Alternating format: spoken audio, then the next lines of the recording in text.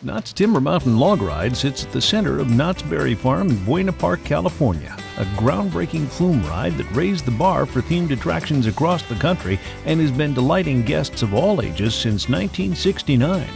Ride designer and theme park pioneer Bud Hurlbut had successfully opened the groundbreaking Calico Mine Ride in 1960, a mammoth undertaking that included a 9-story Calico mine that housed dozens of figures and told the story of the plight of California gold miners and the conditions they worked in. Looking back to the turn of the century, this time romanticizing the life of North American loggers, Bud wanted an attraction that was unlike any other. He then came up with a revolutionary free-float ride system that would not employ any mechanical device to regulate passage. Well, originally what Bud Hurlbut was planning for this log ride attraction was he was going to build a roller coaster, but put that roller coaster in a flume to act like a log. He went to the folks at Aero Development, and together they hashed out this great idea to build a log ride in a water flume attraction. However, the idea had never been tested before. No one had ever built anything quite like it. And Walter Knott said no. He didn't want to take the risk with his guests to do something so outrageous, so unheard of. So it was in 1963 that Bud Hurlbut sold this concept of a log ride attraction to Aero Development, which then sold it to Six Flags Over Texas. They got the first log ride, but a few years later, Walter Knott eventually said, the project is tested, it's safe, let's bring it to Knott's Berry Farm. And in 1969, Bud Hurlbut gave us the log ride that we know and love today. Bud Hurlbut's ride would be different than any flume ride ever built. A 300-foot-long mountain with a 2,100-foot-long flume and 24,000 gallons of water that passed through a turn-of-the-century logging camp, complete with dozens of animatronic figures and taxidermied animals. Knott's Berry Farm got the world's first themed log ride. Bud Hurlbut gave us an entire mountain range filled with caverns and caves and forest scenes with loggers, and nobody else had anything quite like that. I think all of us love the log ride to this day and appreciate what it's given us simply because it is so full of an amazing piece of theatrical fantasy that no other log ride has. Bud created not one but 2 complete models of the attraction to show Walter Knott. Walter became a supporter of the project, but not a financial backer. He financed these projects all by himself. Walter Knott owned the land. This was his farmland. But Bud Hurlbut was a concessionaire who brought his idea to Walter Knott. So it was Bud Hurlbut who paid for these attractions, the mine ride, the log ride, out of his own pocket. The log ride itself cost about $3.5 million, and Bud paid for that.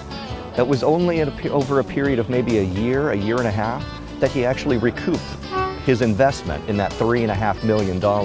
He did pretty darn well for himself. As an amusement expert, Bud demanded a faithful reproduction in his historically based attractions. Enormous engineering problems were met and solved in the planning of the log ride. It was sort of a random, unpredictable ride system. It wasn't controlled like being on iron rails on a train or a roller coaster or something like that. The log and water do what they want to do. And speaking from experience with Splash Mountain, I know it never does what you want it to do.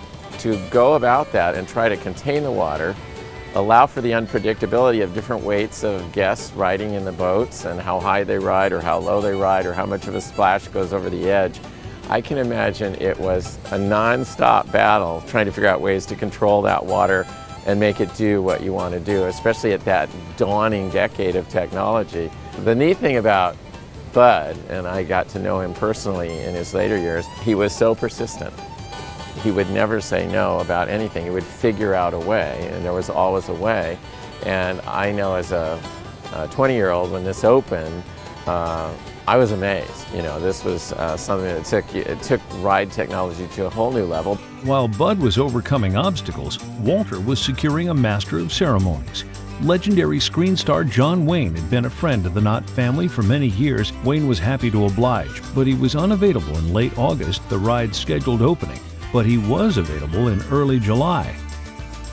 The opening date was moved up a month or more over what it was supposed to have been. The opening date was supposed to have been in August. The ride interiors were not finished at all.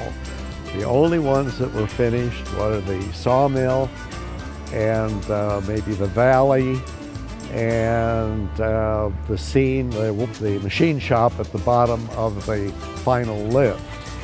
Opening day was quite spectacular, with John Wayne helicoptered in with his 6-year-old son, Ethan. The crowd was humongous. I heard a report even that the ticket seller couldn't keep up with the ticket sales hardly. And it was just a huge, huge crowd. Among the thousands of guests that came out to ride this astounding attraction was budding future Disney Imagineer Tony Baxter. Because I was here on opening day, I probably ditched my schooling at that time and whatnot to do it, because I believe it was a weekday, it wasn't a weekend. And I came out here, I know they had John Wayne, but what intrigued me the most was that this lift right behind me over here was propelling those boats up in a way I had never seen before. It was on a rubber mat rather than a chain that would drag a roller coaster back up the hill.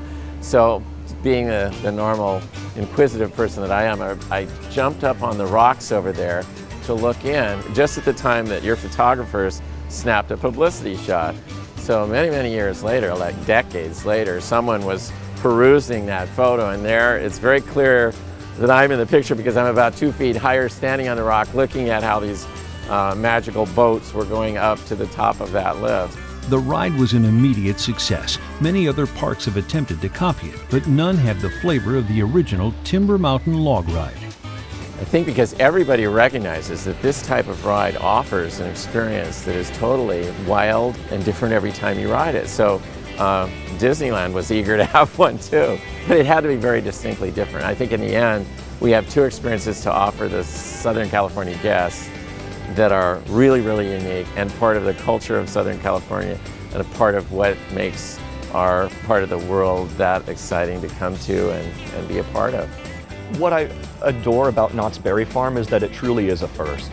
Knott's Berry Farm gave us the world's first themed amusement park, and Bud Hurlbut gave us wonderful, detailed attractions that nobody had seen before. And these attractions inspired other theme park developers and companies. I would say, without a doubt, as of today, there is no log ride that compares to it. You know, when you've got an asset like Calico Mountain, what's really important to remember about it, it's multi-generational. So you've got an older generation like myself that grew up with it and has such fond memories. When you get an opportunity to go in and refresh something like this, the real trick is finding a way to bring back the magic that past generations still want and are going to seek out when you announce it, but also to bring something into it that excites the young ones. So it becomes a family adventure, and then if you can do that, it's a home run.